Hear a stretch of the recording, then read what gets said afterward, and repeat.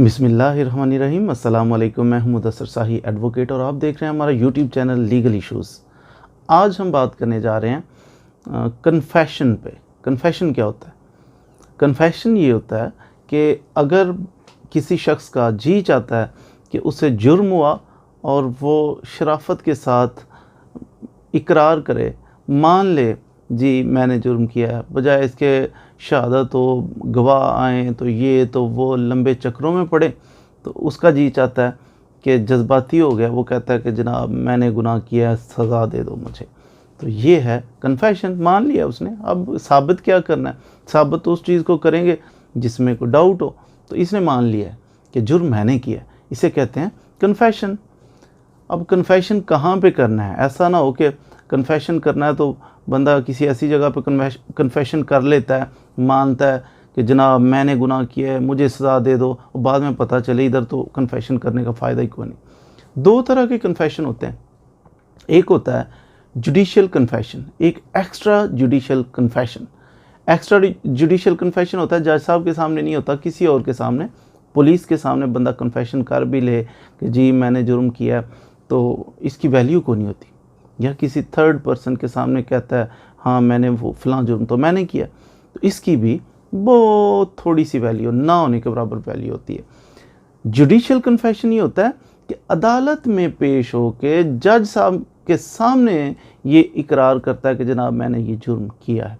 उसके लिए स्पेसिफिक एक माहौल होता है जिसमें कन्फेशन, वो भी अभी इंशाल्लाह आपको बताएंगे कि अगर कोई बंदा जुर्म किया है और उसे मानना चाहता है, उसकी सज़ा लेना चाहता है इंटेंशनली, तो कैसा माहौल होना चाहिए। इसके लिए पढ़ी लिखी बात करें तो सीआरपीसी के इख्तियारात दिए हुए हैं। सीआरपीसी की 164 की स्टेटमेंट जो है, कहते हैं आम तौर पे अगर आपका कोर्ट कचहरी से थोड़ा बहुत ताल्लुक़ है तो सुना होगा 164 का बयान करवा लो। 164 का बयान करवाया। ये 164 का बयान क्या होता है? 164 सीआरपीसी होता है। 164 सीआरपीसी ये एम्पावर करता है कि जज साहब, magistrate first class, second class, ये एम्पावर्ड हैं, किसी बंदे की स्टेटमेंट रिकॉर्ड कर सकते हैं। ज़रूरी नहीं कि वो कन्फेशनल स्टेटमेंट ही हो, कन्फेशनल स्टेटमेंट भी हो सकती है। कोई ऐसा मुल्ज़िम है, वो मानना चाहता है, कहता है मैं मानता हूँ और मुझे सज़ा दे दें, ये भी हो सकती है 164 की स्टेटमेंट। और इसके अलावा किसी गवाह की स्टेटमेंट भी 164 के अंडर हो सकती है। कोई बंदा है, आम तौर पे पुलिस के पास, पुलिस इन्वेस्टिगेट कर रही होती है, कोई गवाह आता है ऐसा, बड़ी अनोखी बड़ी अच्छी बात कर देता, पॉइंट की बात, तो पुलिस वाले लिख तो लेते हैं, लेकिन पुलिस की बात पे एतमाद करना इतना आसान नहीं है। जनाब पुलिस के सामने कोई बंदा बड़ी इन्वेस्टिगेशन कर रहे हैं, भागदौड़ कर रहे हैं, कोई बंदा जनाब कहता है जी मैंने जुर्म किया है, मुझसे हो गया, गलती हो गई है, अच्छा मान गया, पुलिस वाले लिख भी लेते हैं, कोर्ट में पेश करते हैं, उसकी वैल्यू को नहीं होती। और यही शक किया जाता है कि पता नहीं इन्होंने प्रेशर डाल के, कोई धमका के या कैसे ले लिया, तो इसलिए वो रिलायबल नहीं समझा जाता। एक्स्ट्रा जुडिशियल कन्फेशन, इसकी वैल्यू नहीं होती। कन्फेशन अगर कोई बंदा करना चाहे तो उसकी वैल्यू कब होती है? वो अदालत में पेश होकर 164 की स्टेटमेंट रिकॉर्ड करवाएगा कि जनाब मुझसे ये गलती हुई। उसमें जज साहब का काम है, ऐसा नहीं अच्छा गलती हुई है चलो ठीक है, इससे गलती होंगी उठा लाओ जाओ इसे लटका दो, ऐसा नहीं। जब कोई बंदा कन्फेशन करना चाह रहा है किसी जुर्म की, उसे अदालत में पेश किया जाएगा तो वो उसे हथकड़ी वगैरह उतार दी जाएगी। जब उसे पेश किया जाएगा पुलिस वाले बाहर निकल जाएंगे कोर्ट से, बिल्कुल कोई पुलिस वाला पास ना हो, उसके ज़रा कंफर्टेबल सा माहौल हो सके तो जज साहब उसे कुर्सी पे बिठाएं, कहें बैठ जाओ जनाब, तो फिर कंफर्टेबल माहौल में उससे बात करें, बिल्कुल थ्रेट ना करें, उसे डराएं धमकाएं ना, और उसे ये बताएं कि आप इतराफ़ जुर्म करना चाह रहे हो। वो कहते हैं हाँ जी मैं करना चाह रहा हूँ। उसे समझाएं ये स्टेटमेंट देना कोर्ट में आप पर ज़रूरी नहीं है, लाजमी नहीं है कि आप दो, ना दोगे तो भी चल जाएगा काम। वो कहता है नहीं जी मैंने स्टेटमेंट देनी। फिर उसे बताएं कि ये स्टेटमेंट जो आप दे रहे हैं कि मैंने जुर्म किया है, मान रहे हो अदालत में, ये आपके ख़िलाफ़ इस्तेमाल होगी, आपको सज़ा हो जाएगी, फिर भी कहता है नहीं जी मैंने, और फिर उसकी स्टेटमेंट कंफर्टेबल माहौल में ये तसल्ली कर लेने के बाद जज साहब कि इस पे प्रेशर तो कोई नहीं है, तो फिर उसकी स्टेटमेंट रिकॉर्ड हो जाएगी। वो बंदा ना तो उस पर कोई प्रेशर होना चाहिए, ना उस बंदे को कोई लालच दे के, उस बाद दफ़ा ये भी होता है यार इतने लाख रुपया तुम्हें दे देंगे, बच्चे ऐसे करेंगे वैसे यशी करेंगे, तो आप स्टेटमेंट दे दें। उस पर लालच भी नहीं होना चाहिए, प्रेशर भी नहीं होना चाहिए, कोई डराने धमकाने वाला सीन भी नहीं होना चाहिए। तो ये सारी चीज़ें नहीं होनी चाहिए। कंफर्टेबल माहौल में तसल्ली करके जज साहब फिर उसका कन्फेशनल स्टेटमेंट लिखेंगे, साथ नीचे फुट नोट देंगे, सर्टिफिकेट देंगे कि मैंने ये पूरी तसल्ली कर लिया और इसको ऐसा माहौल प्रोवाइड किया है, कंफर्टेबल था ये बंदा और इसने अपनी मर्ज़ी से कन्फेशनल स्टेटमेंट दी है कि मैंने ये जुर्म किया। उसके पास अगर कोई बंदा, कोई गवाह आ जाता है, वो कहता है जनाब बड़ी अहम पते की बात है, तो पुलिस वाले चाहते हैं कि हमने लिखा, उसकी तो इतनी वैल्यू होनी नहीं कि पुलिस वालों ने पता नहीं कैसे लिख लिया, तो हम चाहते हैं इसे रिकॉर्ड पे ले आएँ ताकि कल को ये एविडेंस में काम आए, बतौर शहादत ये काम आ जाए, ये बात जो गवाह कह रहे हैं बड़ी पते की बात है।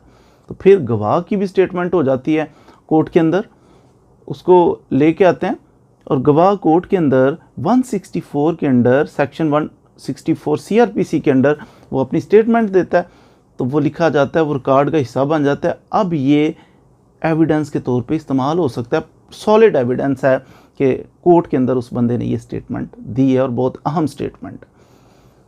मुल्जिम जो है, मुल्जिम का ये राइट है कि अगर कोई बंदा उसके ख़िलाफ़ आके 164 की स्टेटमेंट दे रहा है, मुल्जिम का ये हक है कि उसके ऊपर क्रॉस कर सकता है, उसे कोई सवाल जवाब कर सकता है, to shake the credibility of that witness, कि उसकी कि ये झूठा है, ये गलत बयान दे रहा है, उसके लिए सवाल जवाब कर सकता है ताकि वो पकड़ा जाए कि वो तो गलत बयान मेरे ख़िलाफ़ दे रहा है मुझे फंसाने के लिए। तो ये मुल्जिम का हक है। बाज़ सूरतों में ये स्टेटमेंट हो भी जाए, मुल्ज़िम जनाब जज्बाती हुआ है, आके कहता है कि जनाब मैंने ये किया जुर्म, मुझे सज़ा दे दीजिए, कन्फेशन कर लिया उसने, लेकिन वो इसे फिरना चाहता है, इसे कहते हैं रिट्रैक्टेड स्टेटमेंट, रिट्रैक्ट कर रहा है, वापस हो रहा है, अपने अल्फाज वापस ले रहा है। वो कहते हैं मेरे ऊपर तो प्रेशर था, मुझे तो फ़लाँ लालच दिया गया था, मुझे तो ये धमकी मिली थी कि मैं आपके वालिद को उठा के बड़ा तशद्दुद करूँगा, नहीं तो मान जाओ, कुछ भी हो सकता है। तो वो कहते हैं मुझे अच्छा माहौल नहीं प्रोवाइड किया गया था, मुझे तशद्दुद की वजह से प्रेशराइज करके ये लिया गया था।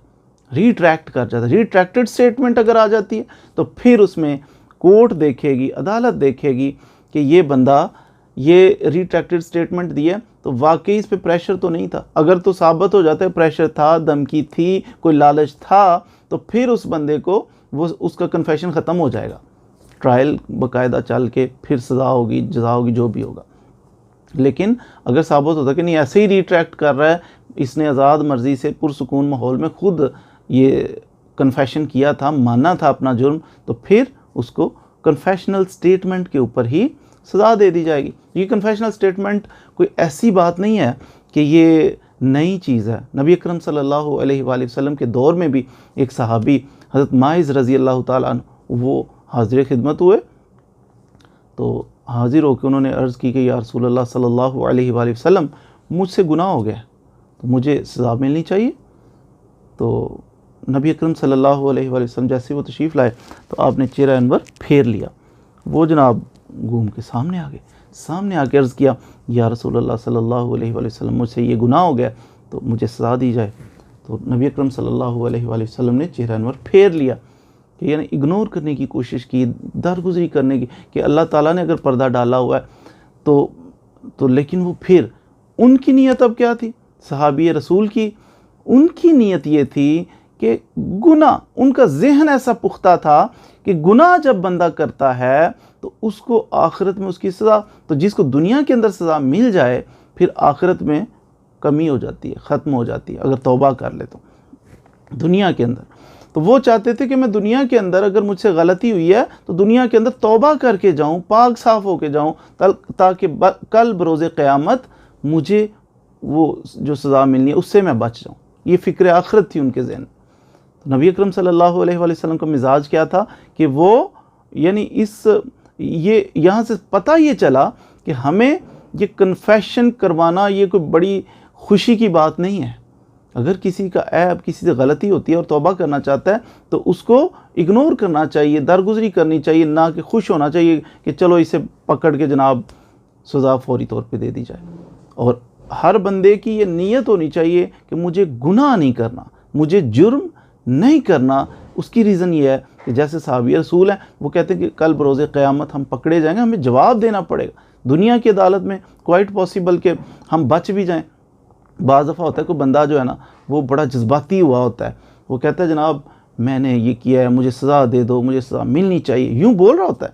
तो पुलिस वालों के सामने भी बोल रहा होता है। कोई समझदार सा वकील उसे मिल जाता है या वो कोई दोस्त मिल जाता है, वो बाज आ जाओ, बचा लेंगे तुम्हें, ऐसे ही मर जाओगे, वो फ़ौरन समझ जाता है। तो वो फिर रिट्रैक्ट कर जाता है, क्योंकि एक्स्ट्रा जुडिशल कन्फेशन किया होता है, पुलिस के सामने इधर उधर जज्बाती बातें कर रहा होता है। तो समझदार सा बंदा जाएगा, बाज आ जा, वो बाज आ जाता है, कहता है नहीं नहीं मैंने तो नहीं किया। तो फिर उसका ट्रायल चलता है, सारा सिलसिला जो भी है। तो ये कन्फेशन करो ना करो, जुर्म ना करो, जुर्म नहीं करना। जुर्म की वजह यह है कि जुर्म जब करोगे तो दुनिया में किसी टेक्निकल तरीके से आप बच भी गए, वकला ने बचा लिया जनाब आपको, जज साहब ने बचा लिया आपको, या असबाब ऐसे बन गए हैं कि बच गए, तो क़यामत वाले दिन तो जवाब देना पड़ेगा ना।